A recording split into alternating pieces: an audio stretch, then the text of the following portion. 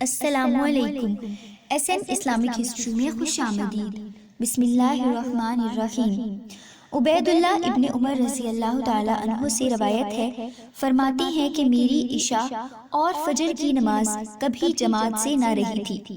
ایک رات میرے ہاں کچھ مہمان آ گئے جن میں مشغولیت کی وجہ سے میری عشاء کی نماز جماعت سے جاتی رہی۔ چنانچہ میں نکلا کہ شاید عشاء کی نماز کی جماعت بصرہ کی کسی مسجد میں مل جائے، لیکن تمام لوگ نماز پڑھ کر فارغ ہو چکے تھے اور مساجد بند ہو چکی تھی۔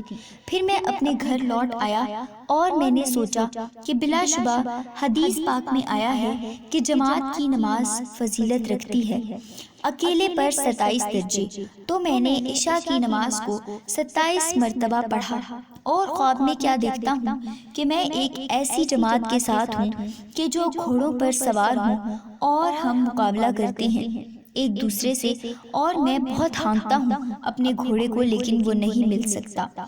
پھر میں ان میں سے کسی ایک نے کہا کہ نہ تھکا تو اپنے گھوڑے کو، کیونکہ تو ہم کو نہ مل سکے گا۔ میں نے کہا کیا وجہ ہے؟ اس نے کہا اس لیے کہ ہم نے عشاء کی نماز جماعت سے پڑھی ہے اور تم نے نہیں، اس لیے تو ہم سے نہیں مل سکے گا۔